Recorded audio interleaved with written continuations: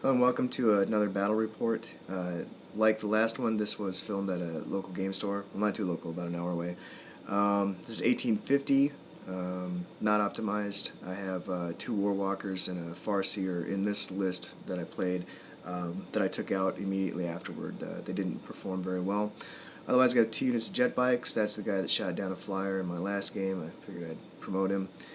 Mantle Autarch, 2 Wraith Knights, Hornets, 2 Wave Serpents with Guardians in them, Shadow Weavers, Warp Spiders. That's pretty much the whole list.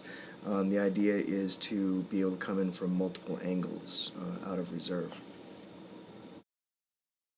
And this is my opponent's list. He's going to the Nova Open in a few weeks, so he's getting practice games in. He's got 2 units of fusion suits, 2 units of a single missile suit. He's got a unit of burst tides with drones with them. He's got Triptide. One is an earth cast. One has the ion cannon. The other one's got a heavy burst cannon. He's got obviously a Tau commander, Farsight one, so that the suits are scoring, and then he's got a Tau allied in Buffmander. So this is his little Death Star unit with lots of missiles, and marker lights in it as well. And then those are actually 6 Fire Warriors. They're proxied in as crazy little extra drones, so it has the full drone, full suit look. So since this is a practice game for the Nova, played round 4. Basically, it's similar to the Scouring, except you can choose to score progressively or score at the end of the game. We actually chose to play it essentially the same way as a traditional Scouring. There isn't too much to say about deployment. We counter-deployed for each other out of range. I deployed out of range of him, so only the ion cannon could get me. And then on my first turn, I might be able to get him unless he pulled back with his jetpack move. And more specifically for deployment, I had the Farseer join the Shadow Weavers. I got Stealth Ruins as my Warlord trait, which is not as useful in this game. It's not a lot of trains, a little sparse. They're out of line of sight, but also out of range because they're only 48 inches. However, they were holding an objective that's inside the building. Wraith Knights, back, out of range, and then the Mantle Autarch also out of range to be shot on turn 1, because turn 1 is really when he's most vulnerable. Over on his side, I think that was the 2-point objective. Can't remember. I think that was either 3 or 1 right there, and then the other one is in the back left.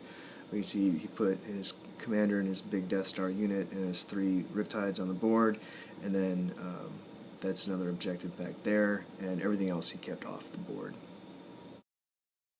So this is the end of the top of turn 1. You can see the Tau ended up moving back with their jetpack moves. Otherwise, there wasn't a lot of anything at all that happened.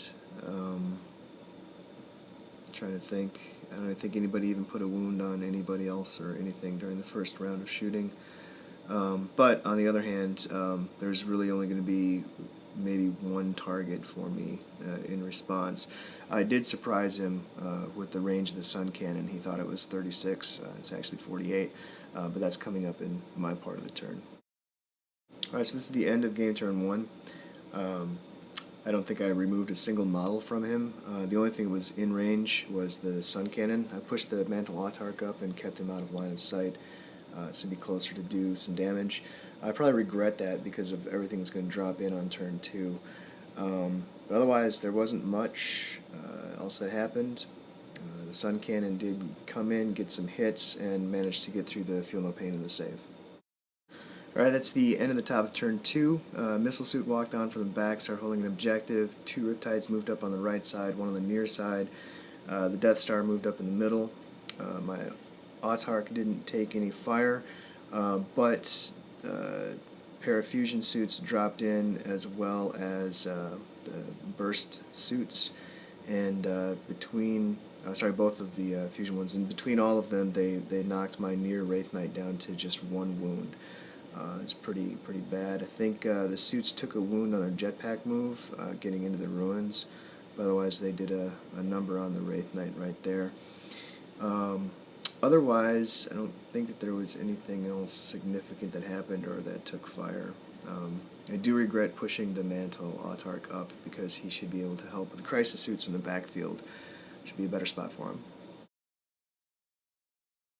Alright, this is the end of game turn 2. One of my Hornets outflanked, came in there, easily took out the suit. My Warp Spiders dropped in between the Riptides and the Ruin. They're actually in the Ruin on the right. You can see them through the window there. I made the mistake in retrospect of going after a Riptide instead of just chewing up the Death Star unit, which would have been a much better use of both of my reserves that came in there. As it was, the Riptide survived with 1 wound. He was making 5 up feel no pains all day. He made 2/3 of them. Like, it was completely unstatistical. Both Wraith Knights pushed up. I got Guide off on this one. He contributed to the wounds on the Riptide, but he didn't 6 him out. Serpents came in. One of them fired everything. One of them held the shield back, and I should have probably shot everything. Warwalkers came in and helped dispatch a unit, but here I made the one, like the first, actually most critical mistake I made, which is I forgot that the Farseer was attached to the Shadow Weavers. So I shot the Farseer at the unit of blaster suits, and then eventually those were wiped out, and I was going to have my Shadow Weavers drop their templates, even though they were really close, and drop their templates on the other suits, and I was going to charge them if need be. And instead, I ended up not able to put any shots on them at all, and I regret that like instantly for the rest of the game. Alright, this is the end of the top of turn 3. Missile Suit walked on, forced the Hornet to jink, took a hull point off of it. I think the Riptide on the far side also shot at it. I can't recall though. Over here, the Burst Suits wrecked my Warwalkers easily. Those guys pushed up a little bit. The Ion Cannon suit ripple fired his fusion blaster, and then with Marker Light help, he doubled out my Autarch that failed his invulnerable. He only had to take 1 and he failed it. So it was pretty poor showing. The Warp Spiders did not take any fire that I can recall. That's pretty much it. Oh, except for, of course, the Wave Serpents. One of them was immediately wrecked, and the unit had to snapfire, and the other one was stunned, so immediately stopped in their tracks.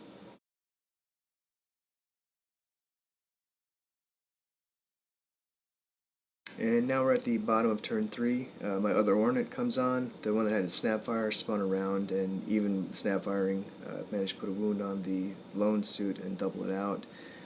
Warp Spiders moved up aggressively. This time everybody shot at the Death Star the way they were supposed to. Did okay, didn't do great. The angle was good so that the 2+ guy couldn't tank all the wounds. So I did reduce its effectiveness a little bit, but all of the missile suits were pretty much still there. Over here, I remember what the suits last turn, what they did was they wrecked both of the walkers there. And unfortunately they survived. Both of the suits have a single wound left on them. Jet bikes sitting up there came in from reserve.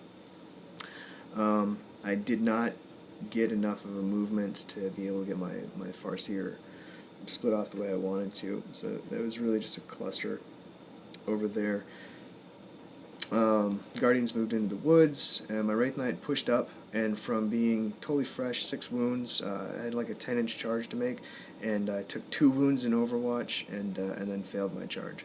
So he's just kind of standing out in the middle of nowhere. Tau don't have much left, but the problem is like what they do have left is a lot. Oh, and I took out the other suit finally, so he's down to 2 Riptides, but he still has Death Star largely intact. It's just short a couple of marker lights. Alright, that's the end of the top of turn 4. One of the Hornets was finally wrecked by the Fire Warriors walking on. The Warp Spiders took a ton of fire, were reduced to 1. I failed 7 3-up saves. Oh no, that's not true. I failed 6. One of them was an AP wound. Over here, the Burst Suits took out one of my jet bikes from the ruins. That guy put another wound on the big Wraith Knight, so he's down to 3. that's pretty much the story of this turn. It was actually really devastating. The Warp Spiders completely failed. That's the lone guy who's running away, and will now need Snake Eyes to regroup. Alright, that's the end of the bottom of turn 4. I did not kill the Fire Warriors or push them off the board. They made their morale check here, made it into close combat, put an instant death wound on the commander. He made us invulnerable. He couldn't look out Surrey. I didn't challenge or anything like that. And then they hit and ran. That was pretty much my last chance to get back into the game. Over here, the Farsight joined the jet bikes, and then they took care of the burst suits that were there. And otherwise, the Guardians on the Farsight are still just moving up the board towards that objective to hold on to that. That's it. That's all I got going on. Alright, that's the end of the top of turn 5. You see the other Hornet is guns up there. The Death Star with target lock on all of these missile suits, and then the ability to grant ignores cover by not firing, is pretty ridiculously awesome. In the future, I will kill the Death Star immediately. All the Guardians are out.